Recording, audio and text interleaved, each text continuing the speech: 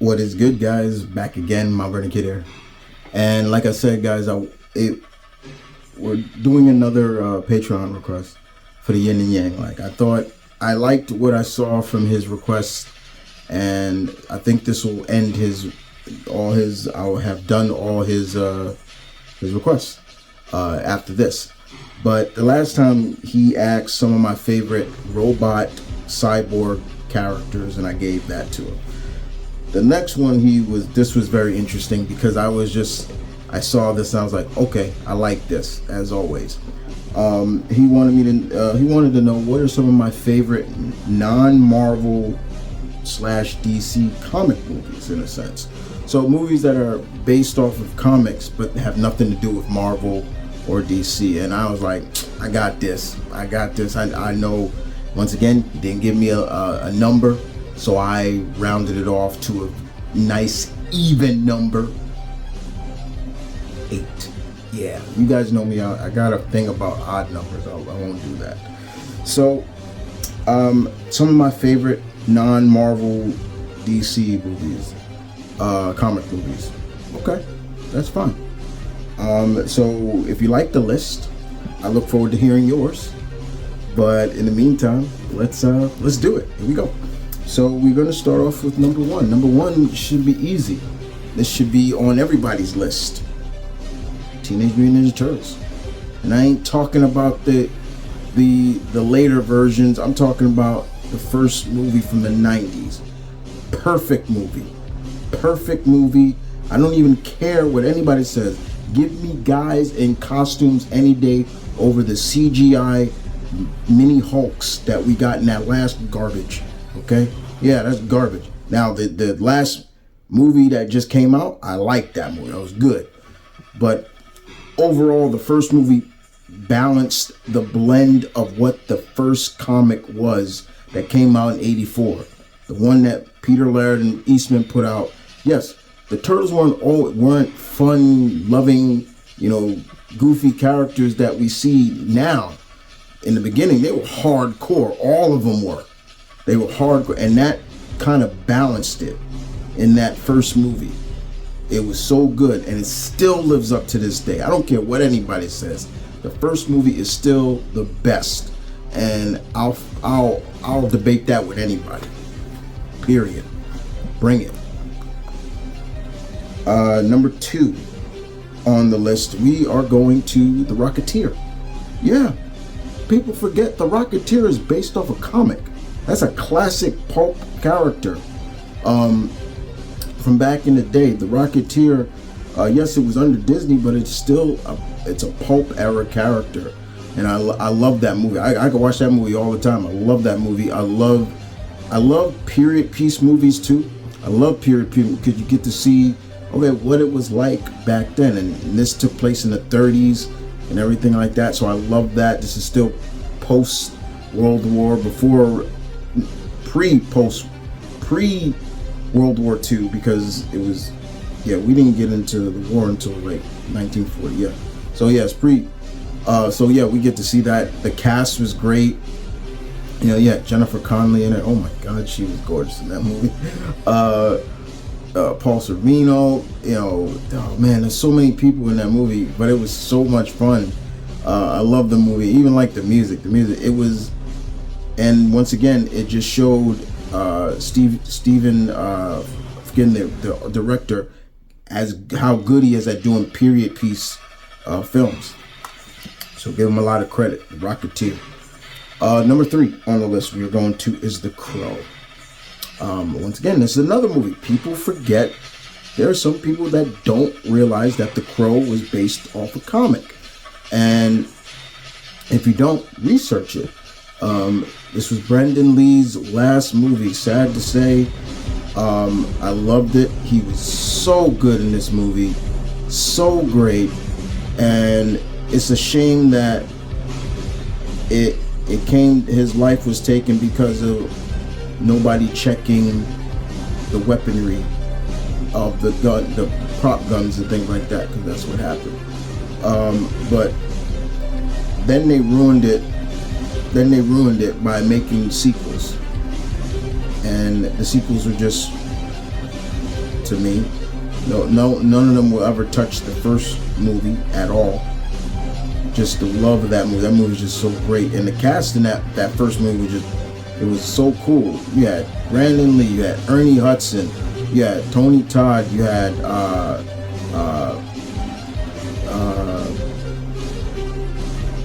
Raihan, and I'm forgetting the actor, his name, but he's famous because he has a really raspy, deep voice. I'm forgetting his name, but they were all great. It was so much fun.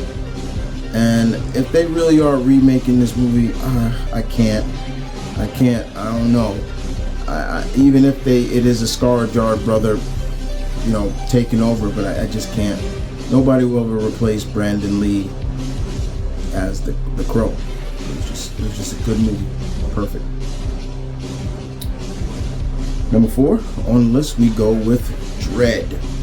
Carl Urban's Dredd. Sorry, Sly, I love you and all, but even when I saw that first movie, that I was like, that's not Judge Dredd. Judge Dredd does not remove his helmet. You never see his face.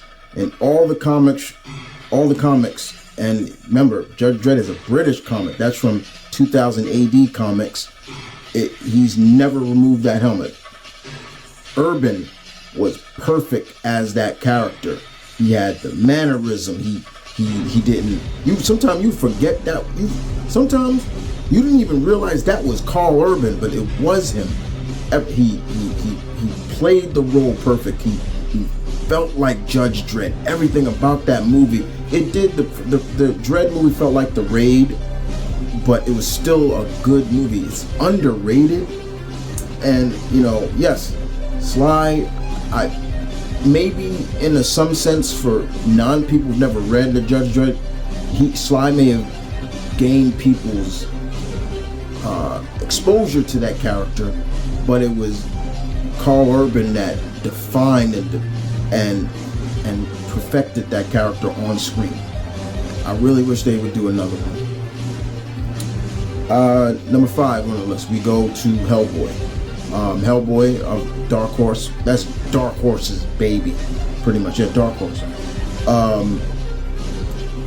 Ron Perlman. Ron Perlman, most of his career has been prosthetics. My mother used to watch his show, Beauty and the Beast, and she loved that show. And who played the Beast? Ron Perlman. So when he took over as Hellboy, I was like, yeah, this is cool. Like he's great, everything about him. You could see Mr. Perlman did his research into the character and how Hellboy acts and things like that and more.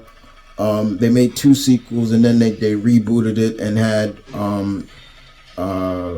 David Harbour take over. And I felt bad for David Harbour, when he took it over, because everybody just was so stuck on Carl. Everybody's so stuck on Ron Perlman's performance that they never really gave him a chance, in my opinion.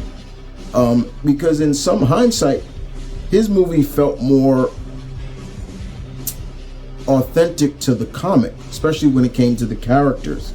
Like they stayed true to the source material and not just whitewash characters and things like that. So yeah, but I did feel bad for David Harbour. But I still like Perlman's movies better. But yeah, he was just perfect. Number 6 on the list we go to is The Shadow. Yeah, Alec Baldwin's Shadow. I thought he was great as Lamont Cranston. Once again,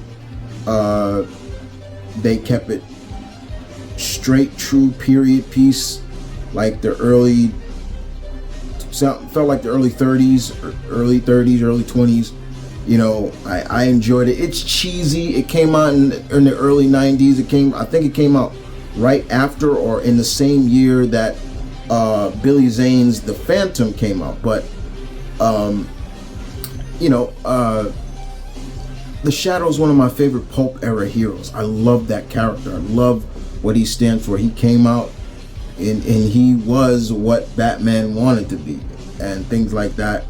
What they did in the movie, I didn't mind too much. It's still, what I didn't like was that they really gave him like powers, like he could disappear and things like that. I didn't like that, and they couldn't just give Lamont a prosthetic nose but it was like almost like a mental block. He would put up a mental so you couldn't see his real face and things like that. Siwoo Khan was in it, and his arch nemesis, and I think it was Prilly Preston who played Margot Lane, and they kind of made her version of Margot a little bit of a nitty ditty, but it's still cool. Outside of that, it was just a fun movie.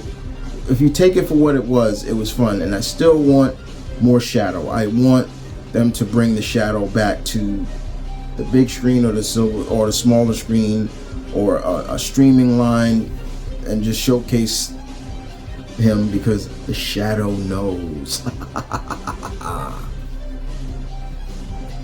Number 7 on the list is The Mask. Yeah, this is another one that I think a lot of people don't realize, that Jim Carrey's The Mask, that character is a comic character. I believe it's Dark Horse, another Dark Horse comic, and his character is based off of a comic book character. And I love the first Mask. That was probably Jim Carrey at his best when it came to straight comedy. He was just great. He was just near perfect. And I knew about when it first came out, when it first dropped, I was like, wait, isn't this based off? And I really had to kind of think about it for a while, and I found the comic. I was like, oh shoot, this is based off a comic. And I read a little bit of the first comic, and I was like, okay. But outside of that, yeah, it was fun. And then they ruined it with that sequel, with Son of the Mask. I was like, stop. Never mind. It just wasn't needed. And that was probably when, and you also had Cameron Diaz in that movie. And that was probably when she was at her thickest.